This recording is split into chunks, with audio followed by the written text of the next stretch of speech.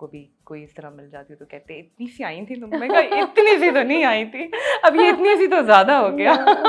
लेकिन वो कहते अच्छा अब इतनी छोटी आई थी तुम हमारे पास। तो फिर एक्टिंग की तरफ कैसे आई? एक्टिंग की तरफ ऐसे आई कि एक टैलेंट एजेंसी थी, टैलेंट आए, क्यू टैलेंट के नाम से। पहले टैलेंट आई थी, फिर वो क्यू टैलेंट हो गई थी। बेसिकली लराची वाले जो हैं कैसर अली, उनकी वो टैलेंट एजेंसी थी, जिससे बिलाल अब्बास आया है, जिससे सिराज कर आई हैं, जिससे एक लड़का था इनायत खान, अब वो ज़्यादा काम नहीं कर रहा। तो हम लोग सब हम वो 4-5 लोग हैं जो 3-4 हज़ार लोगों में से निकले हैं। तो क्या सिलेक्शन हुई थी कोई? सॉरी हाँ, मुझे नहीं मालूम। बेसिकली उन्होंने बहुत सारे ऑडिशंस लिए थे। बहुत सारे ऑडिशंस, मतलब दिन रात, तो जैसे फिल्मों में नहीं दिखाते कि नेक्स्ट अच्छा हाँ आ गए, अच्छा नाम बताएं, एज बताएं, अच्छा ठीक है सामने खड़े हो जाएं, हाँ कैमरे में, अच्छा ये मोनोलॉग है, ये बोल के। उन्होंने इतने ऑडिशंस लिए थे और वो खुद भी थक चुके थे।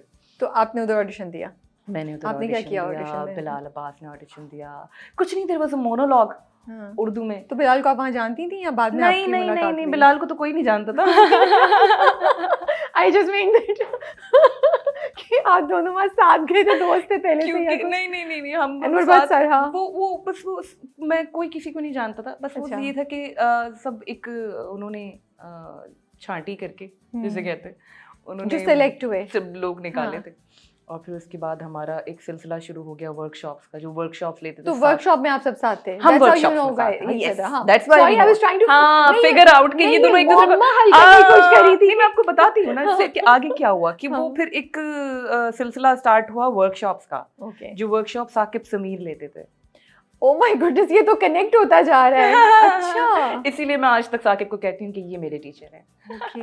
साकिब समीर क्लासेस लेते थे और मैं उस वक्त से साकिब समीर को जानती हूँ। और तब से मैं कहती हूँ कि यार he is an amazing actor, amazing human being, और इतना पॉजिटिव इंसान मैंने फील्ड में आज तक नहीं देखा।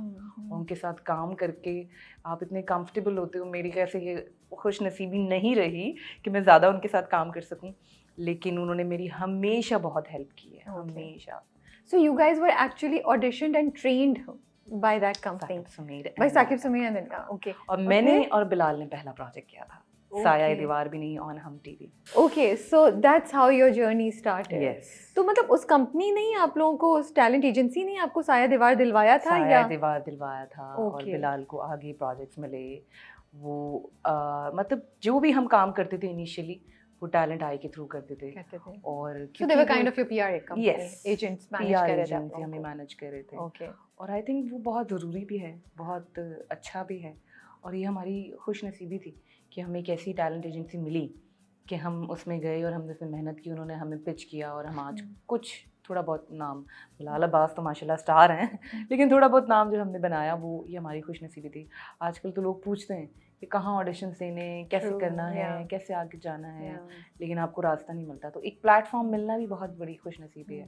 तो इससे आपका जर्नी स्टार्ट हो गया। साया दीवार पहला ड्रामा था आपका, और फिर आप उसके बाद करती रही? उसके बाद कुछ ना कुछ करती रही। मैंने बिग बैंग के साथ किया, शहजादा सलीम, मैंने फिर बोली बानो, और मतलब इतने प्रोजेक्ट्स हैं कि माशाल्लाह मुझे भी याद नहीं है कि मैंने इतना काम किया। माशाल्लाह। बट आसान था रास्ता? कोई मुश्किलात फेस करनी पड़ी? कोई इनअप्रोप्रिएट किस्म की सजेशंस आपको सुननी पड़ी या ऑफर्स हुई? क्या था जर्नी, कैसा था? Anything that you want to share? देखें, रास्ता मैं समझती हूँ कोई भी आसान नहीं होता। रास्ता तो बहुत मुश्किल था, लेकिन दूसरे तरीके से।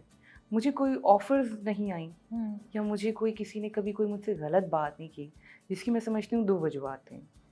एक तो ये कि मैंने इनिशियल लेवल पे, मतलब मैंने जो अपनी जर्नी स्टार्ट की तो I used to go everywhere with my mother. Okay. और सेकेंडली हमारे पीछे एक ऐसी टैलेंट एजेंसी थी कि अगर कोई हमारे साथ मैस करता या कोई हमारे साथ उल्टी सीधी बात करता तो हमें पूरा अलाउ था कि आप उस वक्त आपने सेट छोड़ देना, आपने हमसे कंप्लेन करनी। ओके। फिर हम जाने और वो जाने। तो वो एक ऐसा कहते हैं अल्लाह का करम कि वो हमारे लिए एक अच्छी अपॉर्चुनिटी थी कि हमें कुछ ज़्यादा फेस नहीं करना पड़ा। हाँ, रास्ता मुश्किल इन अ सेंस ये था कि बहुत मुश्किल होता है कि अगर आप ऐसे आए कि आपकी फैमिली में भी कोई एक्टर नहीं है, आपको कोई जानता भी नहीं है, आपके पास कोई अच्छी पीआर कंपनी उस सेंस में नहीं है, क्योंकि अब तो पीआर बहुत डिफरेंटली होता है ना, अब तो बाकायदा एक्टर सेल किया जाता है, तो वो भी नहीं था। और आपको अब देखिए, मुझे अब 10 साल बाद मुझे लोग पहचानते हैं, तो ये आजकल तो माशाल्लाह टिकटॉकर्स और इन्फ्लुएंसर्स को लोग पहचानते हैं, तो ये एक डिफ़िकल्टी कहूँगी कि आपने इतना अपना पीक टाइम आपने लगा दिया अपने आप को मनवाने में, तो ये भी आसान नहीं होता। बिल्कुल आसान नहीं होता है, बहुत मुश्किल होता है, बहुत मुश्किल है। जब आप काम कर रहे हो और आपको लग रहा है कि मुझे ये मिलना चाहिए और वो नहीं मिल रहा, तो डेफिनेटली आई कैन अंडरस्टैंड। अच्छा, वैसे तो इंसान चीज़ ही ऐसी है कि उसको हमेशा आगे की चीज़ ही चाहिए, कि यार अच्छा अभी ये हूँ तो मुझे ये क्यों नहीं मिल रहा, ठीक है, मैं यहाँ हूँ तो मुझे यहाँ होना चाहिए, मुझे ये, वैसे तो खैर इंसान चीज़ ही ऐसी है, लेकिन फिर भी एक होता है ना कि यार मैं इतने टाइम से कर रही हूँ काम, मैं इतने टाइम से हूँ, Why people are not taking my name? मुझे तो आज भी हो जाता है, कभी कोई मैं रिव्यू शो देखती हूँ या कभी कोई, ये हमारे अवार्ड शोज तो है नहीं, ठीक है, ना ही कोई बॉक्स ऑफिस है जो हमें बताएगा कि हाँ जी आपने कुछ किया है, या तो ऑडियंस है जो आपको कमेंट्स करती है या आपसे मिलती है या आपसे प्यार करती है, या तो हमारे क्रिटिक्स हैं, ये दो लोग हैं जो बताएंगे कि आप कितने पानी में हैं और क्या कर रहे हैं। तो बहुत टाइम लगा मुझे पहुँचने में, यहाँ तक पहुँचने में, फुशिया तक पहुँचने में बहुत टाइम लगा। तो ये है कि आप बोलते हैं यार ये क्यों नहीं हो रहा, वो क्यों नहीं हो रहा, मुझे कोई ये वाला प्रोजेक्ट कुछ ऐसा क्यों नहीं मिल रहा, कोई मेन लीड कोई बड़ी चीज़ क्यों नहीं मिल रही। Can I be honest? हाँ please please. So I have seen you in Mohra, और उससे पहले भी मैंने देखे होंगे, लेकिन मुझे इतना रजिस्टर नहीं किए हुए ज़हन में। बट देखिए, एज आसिया डे वन भी Scene 1, I think I noticed you. I don't know आपने हमारा रिव्यू सुना या नहीं सुना, but I mentioned all 3 characters, you know, जो ज़ारा का कैरेक्टर कर रहे हैं, जो आपके साथ आपके हस्बैंड का कैरेक्टर कर रहे हैं, you know. So all these 3 people, I said, wow, what an amazing performance, you know, from the very first 2 episodes. तो वो जहाँ पे डायरेक्शन सही है, जहाँ पे स्क्रिप्ट आपको इतनी एबिलिटी दे रहा है, आपको इतनी मार्जिन दे रहा है कि आप कर सकें। मोहरा में भी repeatedly said, if you heard us, that we feel this actor is being wasted, you know, no because nothing to take away from the project, with all due respect, and nothing to take away from your ability, but you know, there were times जब हमें लगता था कि actor सिर्फ table पे बैठा हुआ है, इसके एक्टर के पास डायलॉग्स क्यों नहीं है, इसके एक्टर के पास और मार्जिन क्यों नहीं है कुछ करने का, जाने तो प्रेजेंस थी, but we couldn't see the character doing anything. But यहाँ पे प्रेजेंस शायद उतनी नहीं है मोहम्मा में, बट परफॉर्मेंस का मार्जिन कितना है। कल की एपिसोड रात की देखिए आप, जो उसको रो रही है वो, so even you know that scene जब वो उसको कहता है उसका हस्बैंड के वो भी अकेला है जुनैद, और वो भी अकेली है, वो सो रही होती है, जिस तरह पलटी है ना और फिर लंबे बाल खुल के आए, I was like wow, she is like you know, धड़ इट वाज वेरी इम्पैक्टफुल। और वो इतना कुछ स्क्रिप्ट में लिखा नहीं था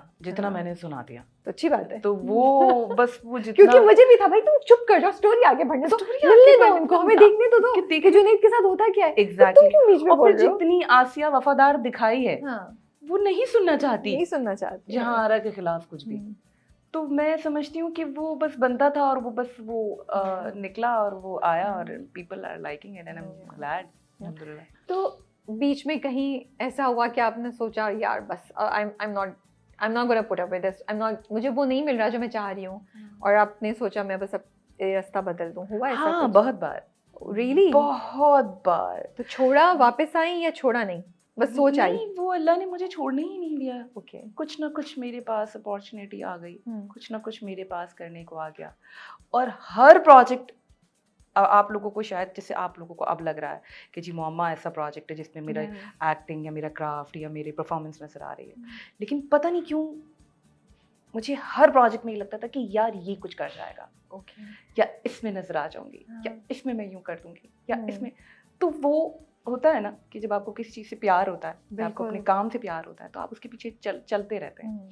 या जैसे जब ये स्टार्ट हुआ होगा तो आपको नहीं पता होगा कि यार अल्लाह ताला इतनी इज्जत दे देंगे, ठीक है, नहीं पता होगा, लेकिन आप कहते हैं कि लेट्स टेक अ चांस, करते रहो, या ठीक है, आप कोशिश करते रहें, आप लगे रहें। मेरी अम्मी कहते हैं एक दरवाज़ा खटखटाते रहो, कभी तो खुल जाएगा। तो वो कभी मैं बहुत डिसहार्ट हो जाती ना, तो मेरी अम्मी कहती बस अपने आप पे ध्यान दो, अपनी चीज़ पे ध्यान दो, अपने वेट पे ध्यान दो, अपने बाल पे ध्यान दो, अपनी एक्टिंग पे ध्यान दो, अपने हो जाएगा, सब होगा, सब होगा, सबका एक वक्त मुकर्रर है, सबको वक्त से मिलेगा, तो तुम्हें तुम्हारे वक्त से मिलेगा।